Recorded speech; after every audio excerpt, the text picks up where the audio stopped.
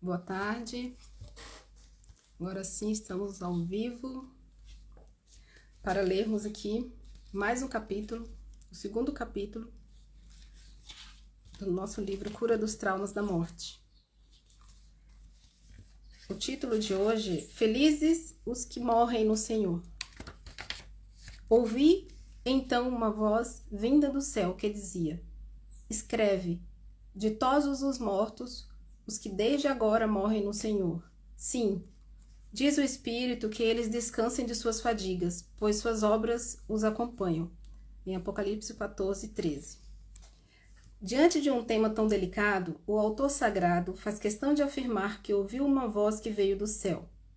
A respeito da morte, só mesmo uma palavra testificada do céu. Existem pouquíssimos textos bíblicos com essa afirmação. Acreditamos que a Bíblia é um livro inspirado por Deus, mas escrito com palavras humanas. Apenas em algumas situações muito especiais, a Bíblia afirma que está reproduzindo uma voz ou uma ordem procedente direto do céu. O texto em questão ganha autoridade maior ainda porque, além de ser uma voz do céu, está dito explicitamente que o Espírito é quem está declarando. Outra coisa que chama nossa atenção é que o texto começa com uma declaração de felicidade, realidade que aparentemente não tem nada a ver com a tristeza da morte. Aliás, se a morte não fazia parte dos planos originais de Deus, por que ela entrou nesse plano?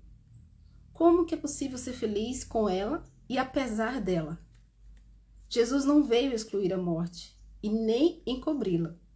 Jesus veio matá-la. Ele veio vencer a morte. Morrendo, Jesus matou a morte.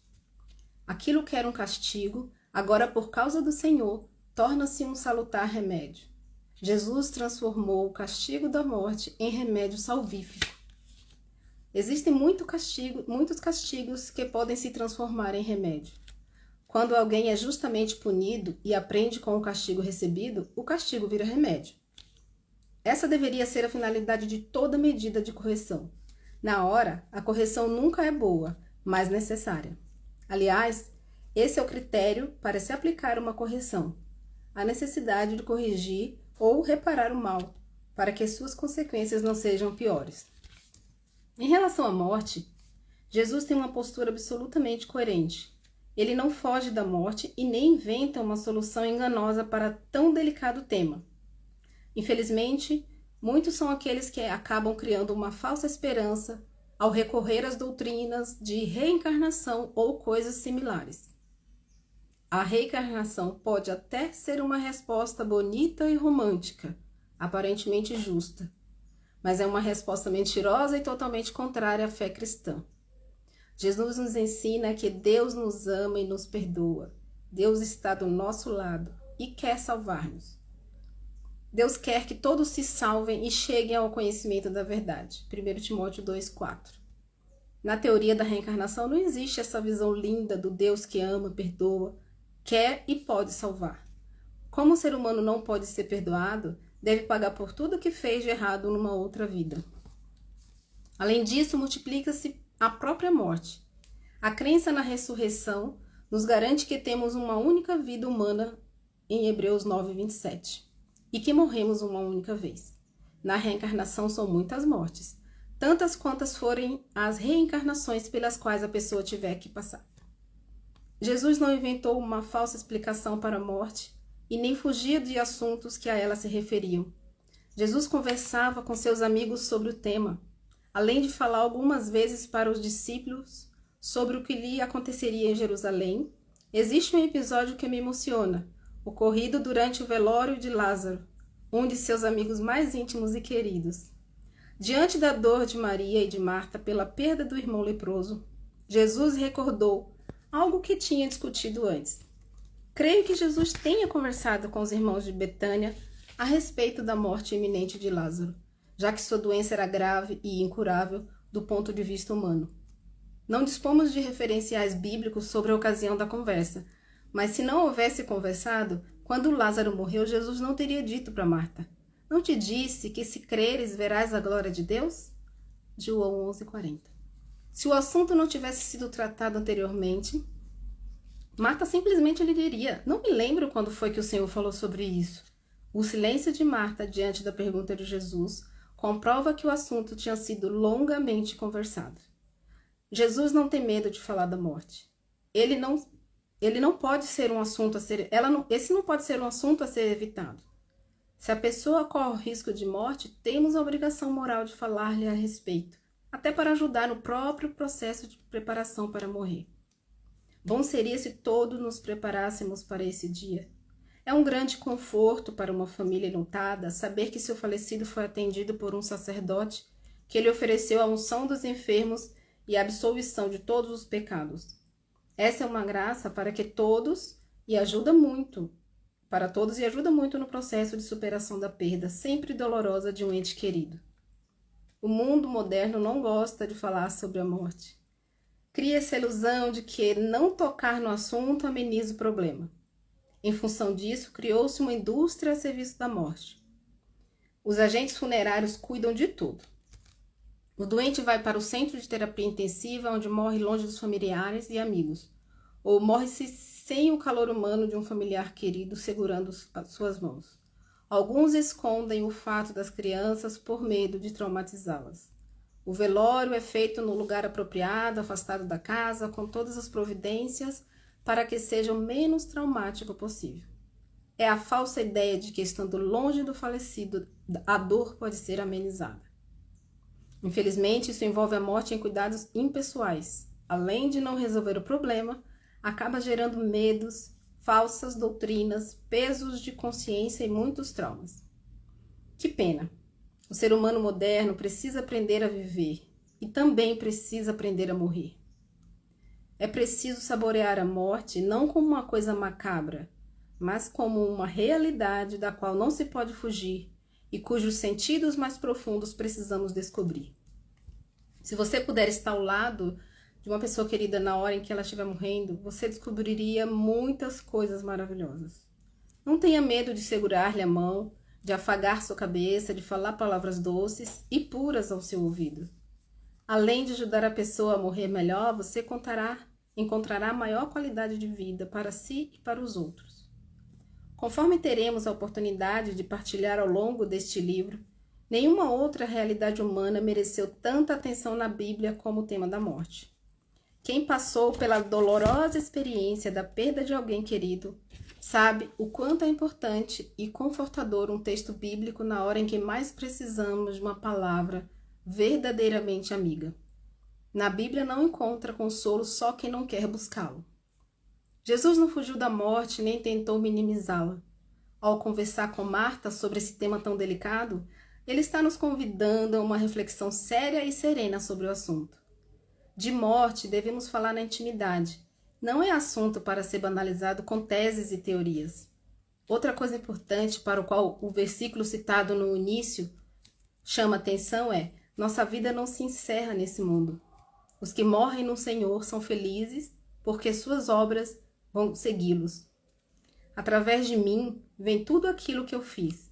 Existe uma íntima relação entre a vida que se vive e o jeito como se morre. A Bíblia afirma que o que fazemos em nossa vida, o que fazemos com nossa vida, o que fazemos de nossa vida está intimamente ligado à nossa morte. Sabemos que vamos morrer e deveríamos pensar sempre que a vida é uma grande semeadura. Com nossa vida terrena, estamos semeando o que iremos colher na vida eterna. Nossas obras nos seguirão. Por isso não podemos pensar na morte como algo inesperado ou como se fosse a maior novidade do mundo. Toda pessoa viva sabe que vai morrer. E ainda bem que não sabe dia e hora antecipadamente. Além disso, todos deveriam ter consciência do seu destino final. O que a eternidade nos reserva não é novidade para ninguém. A pessoa que vive bem sabe o que colherá.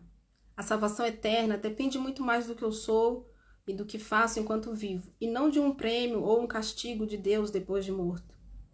Existem somente 3 possibilidades para a pessoa depois da morte: a eternidade do céu, a eternidade do inferno ou a transitoriedade do purgatório. Se a pessoa semeou o inferno, irá colhê-lo imediatamente após a morte. Além de imediata, essa condenação eterna é irreversível, irrevogável e definitiva. Nem Deus pode tirar uma pessoa que por ele tenha optado. O purgatório é transitório. A pessoa morreu com alguns pecados, mas não estava num estado de ruptura radical com Deus. Ela escolheu o céu, mas não está limpa o suficiente para mergulhar em Deus. Logo, a pessoa precisa se purificar. No céu só entra quem estiver completamente purificado. Não é difícil entender a doutrina do purgatório. Eu vou dar um exemplo bem simples. O rapaz está completamente sujo, trabalhando com barro e esterco. Alguém avisa que em meia hora sua namorada vai chegar. O que ele faz imediatamente? Fará imediatamente? Claro que será tomar banho e colocar a roupa limpa e cheirosa. Purgatório é o banho da alma, para chegar limpa e perfumada ao coração de Deus. Alguns negam a eternidade do inferno, dizendo que Deus é Pai bondoso e que por isso mesmo não mandaria ninguém para lá. É verdade. Deus não manda ninguém para lá. É a pessoa que livremente escolhe essa ruptura definitiva. A árvore onde cai fica. Em Eclesiastes 11:3.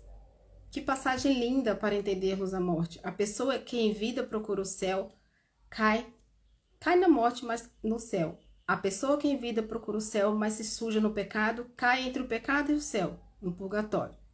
Agora, quem faz uma opção de inferno, quem cria inferno para as pessoas que estão ao seu redor, vai direto para o inferno. Jesus não escondia a morte. Jesus dialogava sobre a morte. Ainda mais, transformava em vida a situação de morte. Mas esse é um processo que, sem o mergulho na graça de Deus, enquanto não saímos das mentiras que o pecado criou para nós, é absolutamente impossível.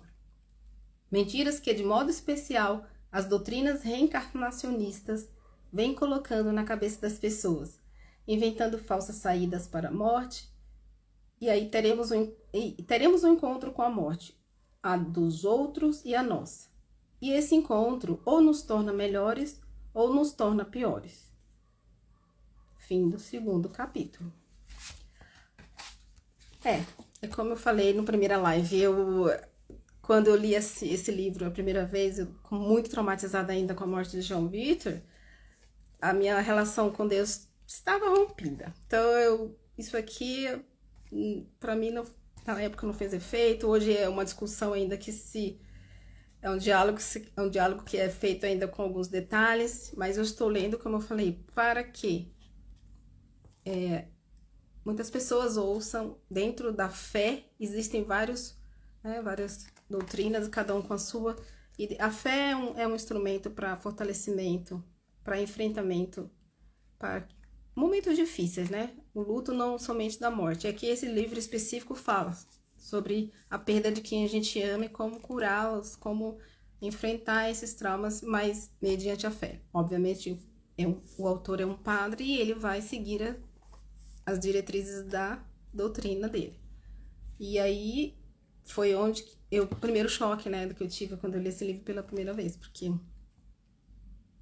eu culpava, na verdade, a Deus pela perda do meu filho. Então, era um mix de emoção.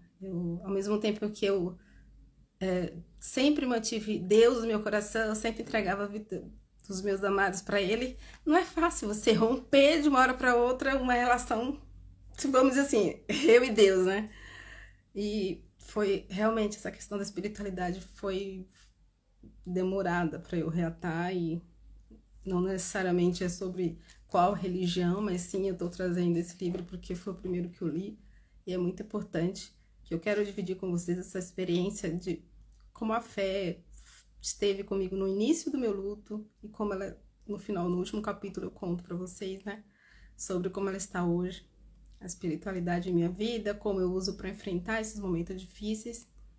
Então, esse 2º capítulo, ele tratou mais de falar um pouco sobre o tabu da morte, que isso, independente da fé, é uma realidade. A sociedade não fala sobre a morte, independente do tipo de morte.